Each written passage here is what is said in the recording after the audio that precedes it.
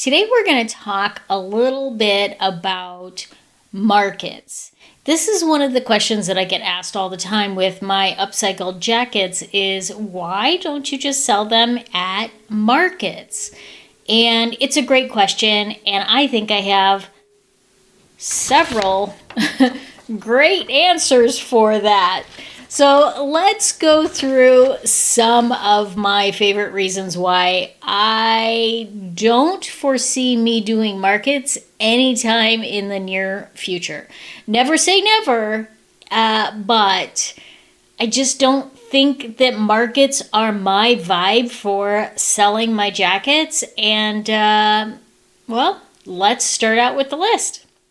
So if you're not familiar, my name is Nicole Bandis, and I upcycle denim jackets like that one and crochet sleeves onto them. And I love doing them. They are so much fun. Each one of them is a very unique piece. And yeah, they're just a lot of fun to make.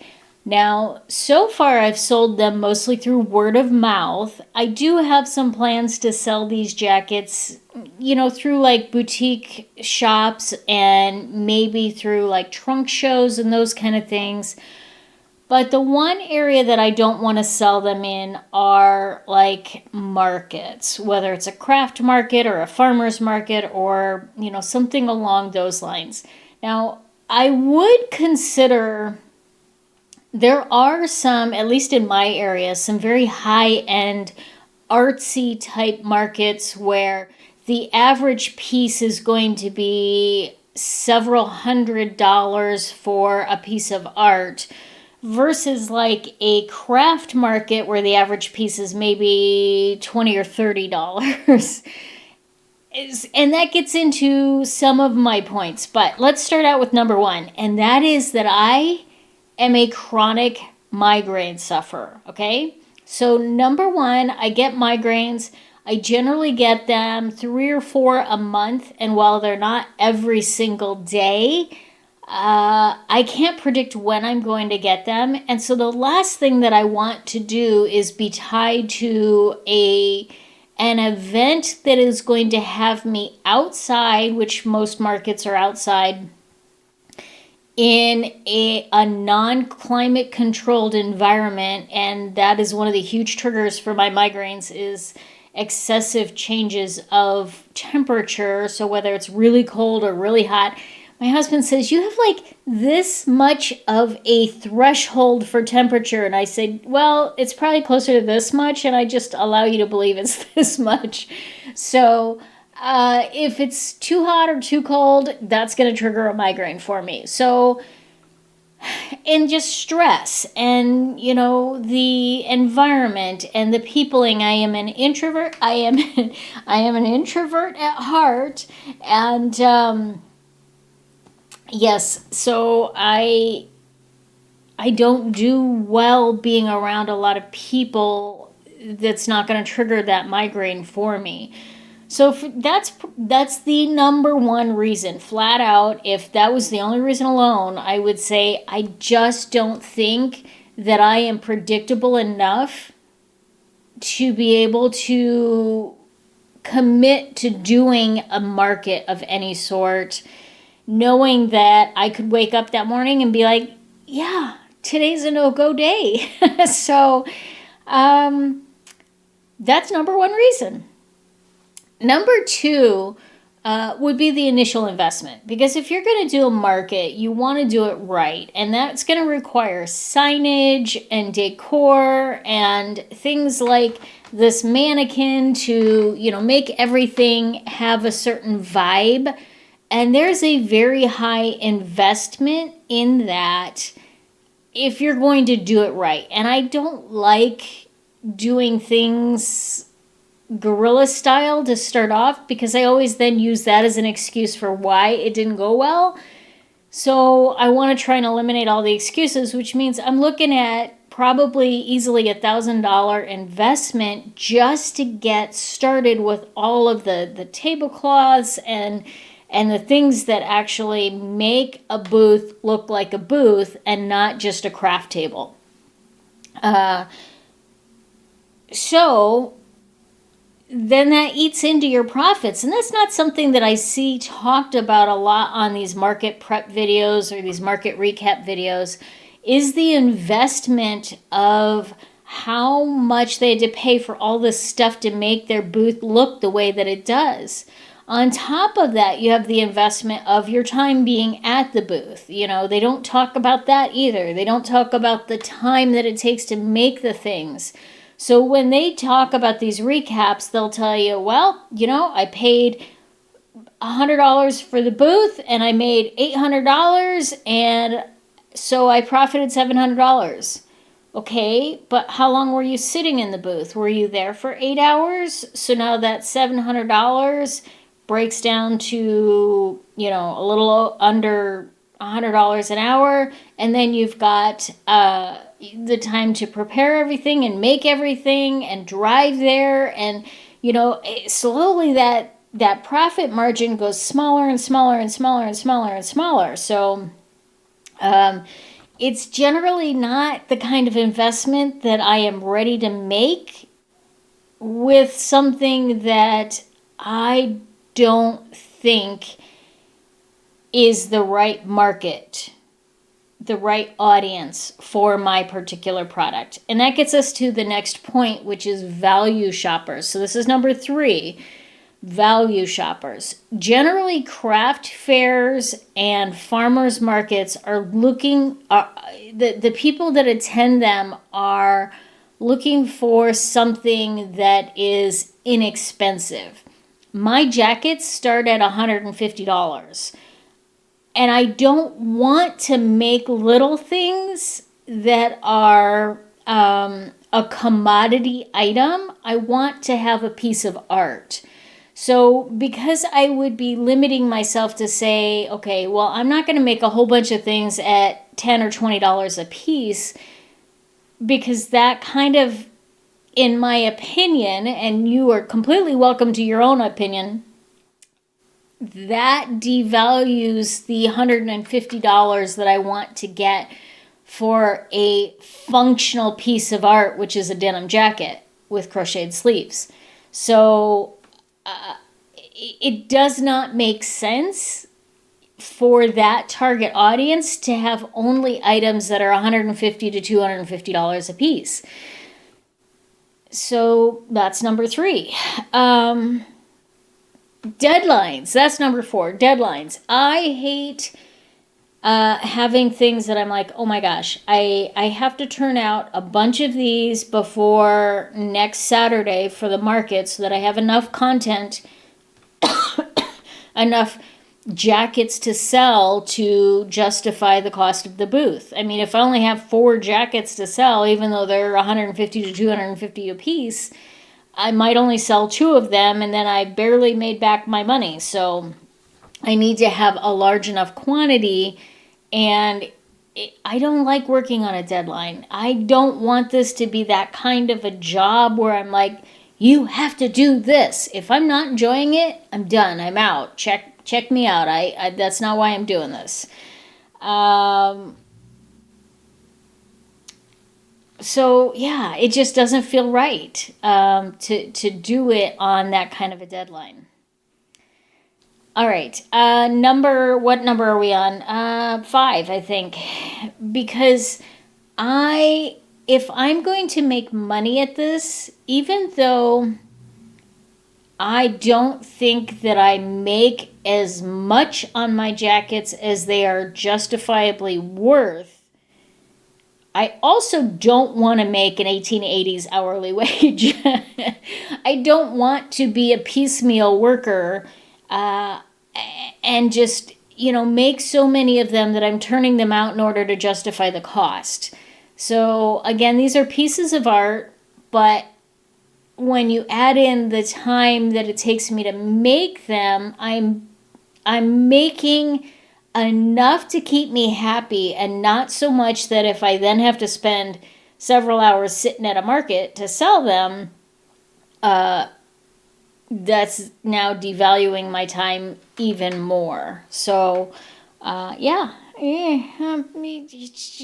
just because it took me 15 hours to make something doesn't mean I'm going to only sell it to you for, $25. That doesn't make any sense. So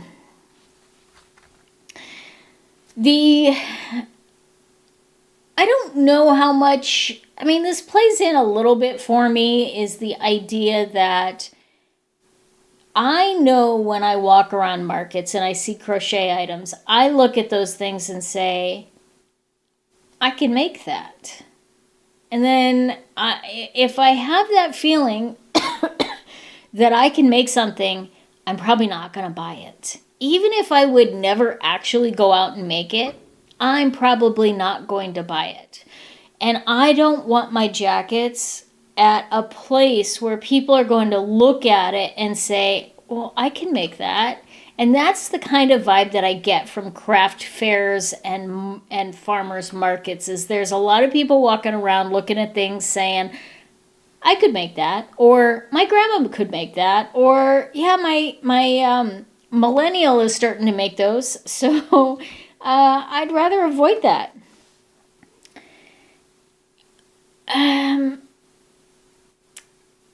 Another sort of unspoken thing, you might see it a lot more, but you don't necessarily hear these market people talking about, is how much their spouses are helping them out.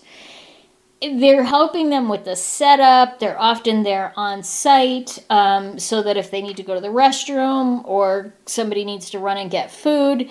And while I'm sure my husband would be okay helping me out on occasion, he's also not going to want to be there 2 or 3 times a month, taking up his weekends where he could be doing things at home. And if he is, now you have the hourly rate split in 2 because there's 2 of you that are actually doing that. So it's a lot to do one of these market booths all by yourself. And if you're now splitting that with your spouse, first of all, hopefully you have a spouse that's cooperative and willing to do that.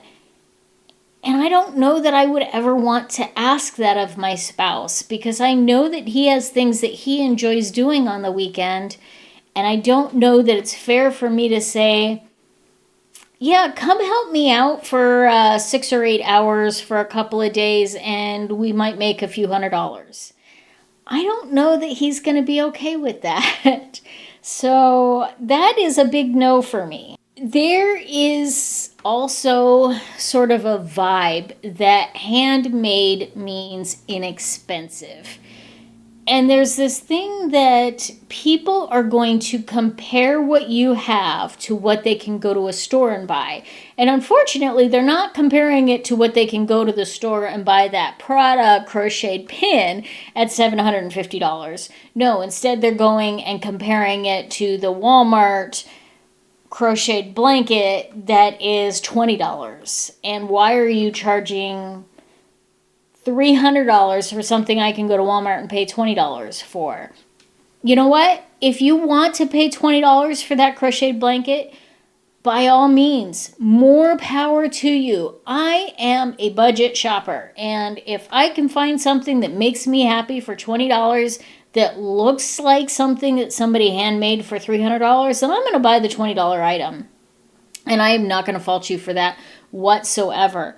But I also don't want to fall victim to that mentality when people are walking around and shopping. I know that it kind of almost sounds a little bit hypocritical, and it's my prerogative, but it's just a matter of me saying, I don't want people telling me that they could go find one of my jackets, because honestly, they can't. At least not that I've ever seen. I have seen similar styles with crocheted sleeves that are more granny square style, but that's generally not what I do. So, yeah, it's not my kind of vibe. You know, another reason I think that I don't want to do markets is because if I don't have something on the calendar that says I have to be making X number of this by this date, and this is sort of related to the deadline, but it's not quite, I can change my mind at any point in time, and I can say, you know what? I've just made 3 custom crochet jackets. Now I want to move on to something else. I want to make a hat now. I want to make a sweater for me. I want to make a Christmas gift. I want to make I don't know, something for my kitchen. It doesn't matter. I can make whatever decision I want because there is no pressure for me to have to actually turn out a certain number of products. Now, granted, I am not treating this as a business where I have to produce a certain number of items. And maybe that's really the foundation of it. When I get right to it, is I don't want this to turn into an obligation that is a business. If I can make some money creating art and enjoying that process, then that's what I want to do. But if it goes from having fun and being creative and feeling artistic and making a little money on the side to, Nicole, you have to make 3 jackets this week and you have to charge this amount of money and you have to do this and you have to do that. I'm past that point in my life where I need to do that, and I'm past the point in my life where I can do that. So that's just going to be a hard no for me. And I feel like that's what a market is having to turn your hobby into a job. I don't want a jobby. I want a hobby. I want a hobby that maybe makes me a little extra money to cover some of the cost of the hobby. That's what I want. And I think, there's a lot of other little reasons here and there that I could give you for why I am going to choose for the foreseeable future not to do craft shows and farmers markets and those kind of things. Again, if I ever have an opportunity to do like an art fair, I think I would put that into a different category, but I still think it's going to be a pretty strong, man, you better really entice me to do that. I better have a really good reason because I have a lot of reasons not to do them. And as much as I love crocheting, I just don't ever want that jobby. And I think it's got to stay a hobby for me, or else it has to be a hard no. Now, all of that said, this is just my personal opinion, and you are 100% welcome to differ in your opinion. You can do markets, you can, spend 8 hours a day crocheting items so that you have enough content for your markets, and that is 100% okay. I am not here to tell you that my opinion is the only one that matters, because heck no, girlfriend, it is not. It is not the only opinion that matters. It is just my opinion. And you are entitled to your own. But I'd love to hear what you think in the comments below. So make sure you tell me. Would you ever do markets? Is that something that appeals to you? Is it something that's on your radar? Are you doing them now? I want to hear all about it. And let me know what you think. Thanks so much for joining me for this a little bit off the cuff kind of different type of episode today. And I hope you got some good information from it. And maybe it made you think a little bit.